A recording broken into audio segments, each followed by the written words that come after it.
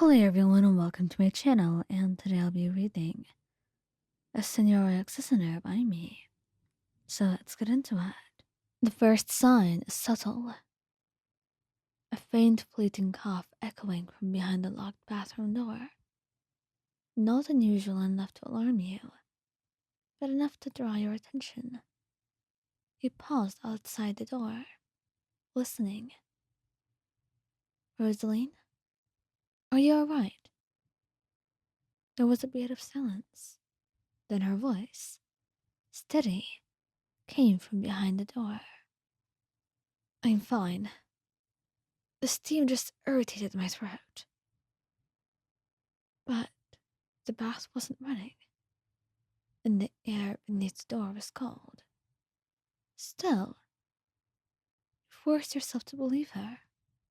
You always do. And surely, whatever it is that she's hiding, she will tell you later. Later was in fact just a few days from then. But you've noticed the way she turns away from you in the mornings. She doesn't speak to you when you come and see her in the kitchen.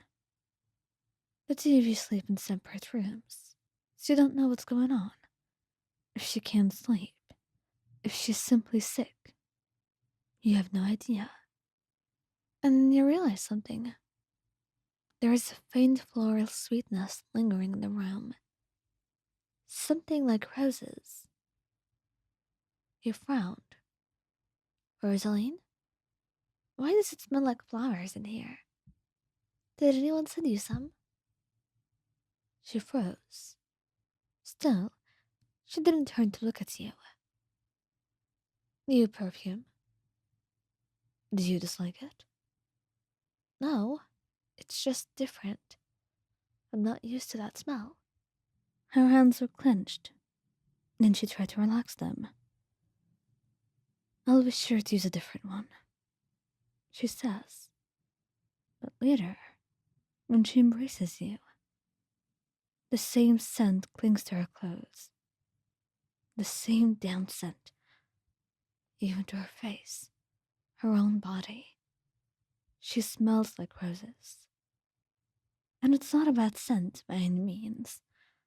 It's simply odd. And, most of all, it's the scent of your favorite flower. The third time you notice something weird is during a meeting with the other harbingers. You stand behind her in your usual place. She commands the room just by being in it. Her posture, her eyes, and the way she speaks. And usually, Signora never hesitates, never falters. Until today. She looks a little bit tired. It's just a fraction of a second, truly, but enough for you to notice that a tremor runs through her hand, her breath catching, and the way she stiffens. You see her jaw lock as she pressed a hand to her chest, so subtly that no one else catches it, except you. You take a step toward her, panic rising, but before you reach her, she signals you to stand away. And you sigh. But you don't dare step forward. Not with all those people standing there. Not when she didn't want to seem weak. You knew how vulnerability was to her. Or the harbingers in general. They were like that. All of them had their own issues. So you just stood by her side.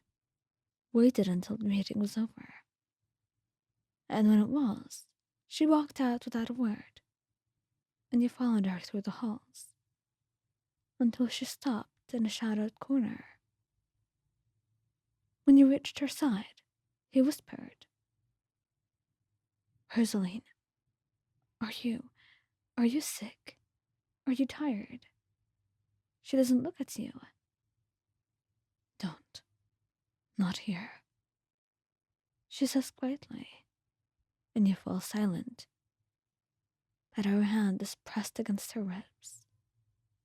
Fingers curled tight, like there's pain that she's feeling, and you know that no matter what she's telling you, no matter what she's trying to get you to believe, something's wrong. Very wrong. And that night, she doesn't go to her room.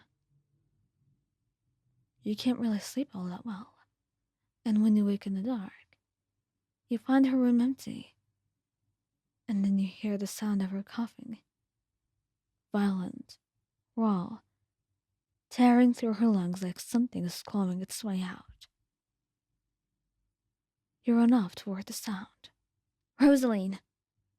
Rosaline, open the door! No, don't come inside, she says, mustering all her strength to get the words out.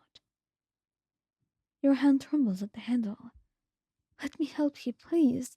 You sound like you're... No, I'm fine. Please, just go for now, she says. And it's always those two words, aren't they? I'm fine. When she was anything but. You rest your forehead against the door, your heart pounding. You're lying to me. You whisper. But inside, the coughing stops. And she sighs. Ian, you worry far too much. Just go to bed for now. All right? We'll talk in the morning. And the way she said it had a finality to it. You knew you could never convince Rosaline otherwise. When she had her mind set on something, there was not a single thing you could do. So with a heavy heart, you left for your room, only wondering what it is that she could be going through, and why would she hide it? Was she sick? Was it terminal? You had no idea. The thoughts eating at you, and you felt the pain in your heart.